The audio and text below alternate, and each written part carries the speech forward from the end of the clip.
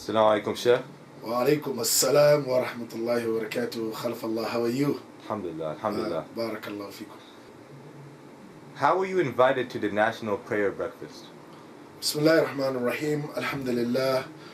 Wassalatu wassalam ala Rasulillah wa ala alihi wa sahbihi wa man wala. We thank Allah subhanahu wa ta'ala for his enormous blessings. We also actually appreciate those who have contributed to who we are today. Actually, asking about the National Prayer Breakfast came through the office of Honorable Congressman Paul Tonko. You know, Paul Tonko is indeed a blessing to not only our community here, but humanity at large. And you know very well, we invited him last year. He came to our youth event. So he is indeed a personality who appreciates. So he invited me, or he requested if I could be a part of the actually national breakfast. And I responded that I'll be highly honored to actually be there. So that's how it came about. It came through the office of the Congressman Paul Tonko. What exactly have you learned from the National Prayer Breakfast? What I have learned from this event was enormous.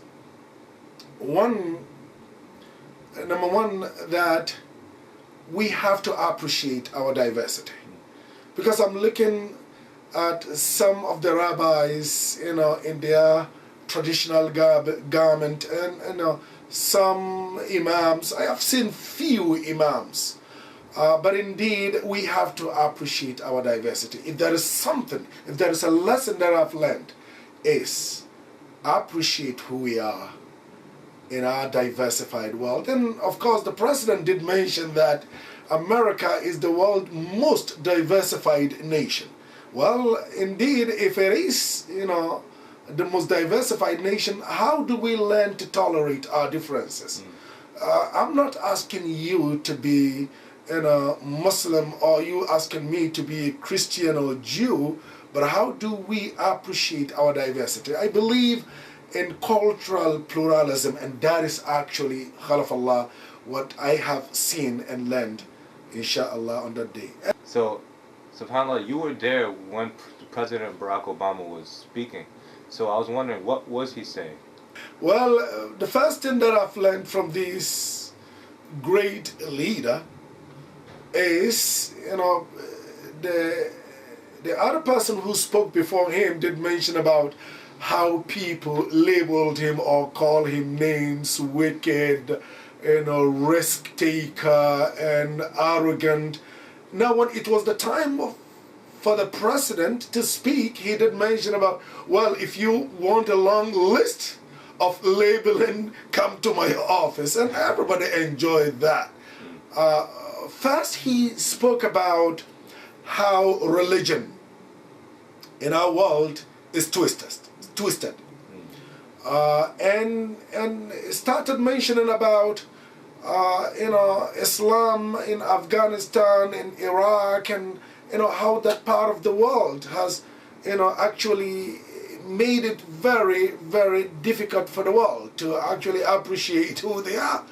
Now, he also mentioned very clearly that this is not new news. You know, history did show that religions across board, you know, some time ago has been twisted. You know, he mentioned about how Christianity was twisted, and how crusades and crusaders have contributed in slaughtering of innocent people. And what is wrong with that? This is history. That the president is trying to say that, hello, this is not only a Muslim problem, it is a universal problem. But I know a lot of people, or some few people, have problems with that. But those who are realistic know that this man was speaking intellectually, and is speaking about the history of the world, where twisting religion has never been a new news. It's not a new phenomenon. But some people will like it labeled as an Islamic issue. It is not. The president said Christians. There are some Christians who have twisted their Christianity, some Jews who have twisted their Judaism, and I appreciate that, and a lot of people do appreciate that, because if you look at me as a Muslim and you labeling me that I think like ISIS or ISIL, you are wrong. I am not them. And in Christianity there are those who actually do not believe of the dignity of individual, or do not believe in the right of the other. So ours is to understand this phenomenon, this issue, to say, you know what, how can we together help humanity to live peacefully? MashaAllah. Well, you answered my other question about how did you feel about what he said, but I have another question. Do you have a message to give to the Muslims that are living in America after attending the national breakfast? Of course, yes. My message is hope. Hope.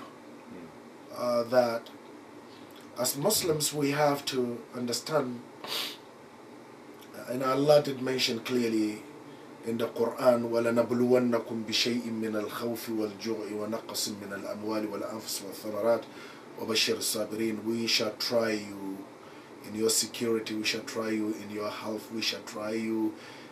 Allah said, this world is a place of trial. So what I have to tell Muslims is hope. However, how can you convey that message of hopefulness to humanity at large? That I'm not a threat. That my interpretation of Islam does not pose threat to you. And this is what, people like yourself, the young men and women, should understand.